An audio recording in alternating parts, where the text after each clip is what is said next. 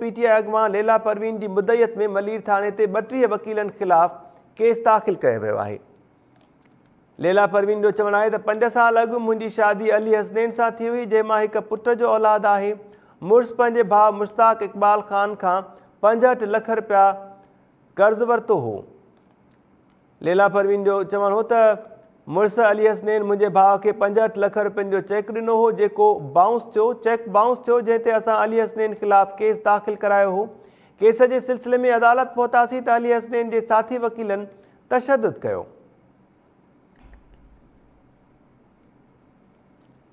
कराची जी Malir court में PTI जी औरत अॻुवां लैला परवीन ऐं भाउ मुश्ताक इक़बाल ते गुज़िरियल ॾींहुं तशदुद कयो वियो हो। पीटीआई अॻुवां लैला परवीन जी मुद्दत में मलीर थाणे ते 32 वकीलनि ख़िलाफ़ केस दाख़िल कयो वियो आहे। वधीक तफ़सील वठूं था टाइम न्यूज़ कराची मलीर जे रिपोर्टर नाज़ चरखा। नाज़, छा अपडेट्स आहिनि अवां वटि इन जा?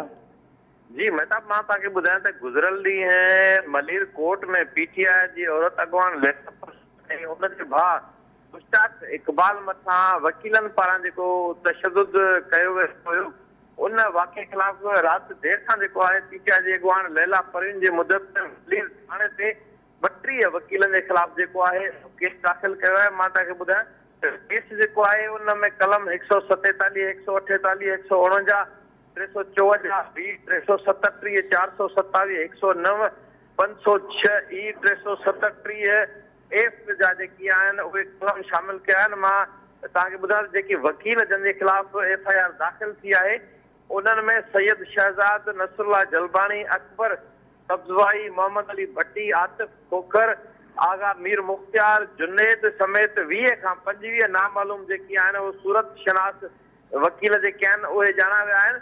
उन हवाले सां FIR में ॼाणा वियो आहे त जेको आहे 5 साल अॻु मुंहिंजी शादी अली हसनैन सां थी हुई, जंहिं मां हिकु पुट जी औलाद आहे। मुंहिंजे मुड़ुसु मुंहिंजे भाउ मुश्ताक इक़बाल खां 65 लख रुपया जेके आहिनि उहो कर्ज़ु वरितो हुयो, जंहिंजी मद में मुंहिंजे मुड़ुसु अली हसनैन मुंहिंजे भाउ खे 65 लख रुपयनि जो चेक ॾिनो, जेको चेक बाउंस थियो, जंहिं ते अली हसनैन जे ख़िलाफ़ फाइट सुपराए वे थाणे ते 3 ॾींहं अॻु जेको आहे केस दाख़िल करायो ऐं पुलिस 21 नवंबर ते अली हसनैन खे जेको गिरफ़्तार कयो ऐं काल्ह जेको आहे उनखे मलीर कोर्ट में जॾहिं पेशी जे लाइ खणी आया ऐं उते पहुता, उते उन लैला परवीन ॿुधायो आहे त मां पहुतसि पंहिंजे भाउ समेत।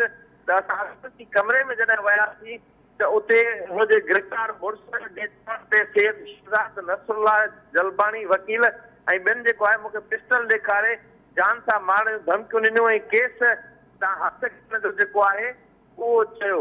इनकार ते जेको आहे ॼाणायल वकील जेके आहिनि सैयद शहज़ाद, नसरुल्लाह जलबाणी, अकबर सब्ज़वाई, मोहम्मद अली भट्टी, आतिफ खोखर, आगा मीर मुख्तियार, जुनेद समेत 20 खां 25 वकीलनि जेको आहे मुंहिंजे मथां ऐं मुंहिंजे भाउ जे मथां तशदुद कयो ऐं मूंखे वारनि खां जेको आहे अदालत जे अंदरि घेलियो।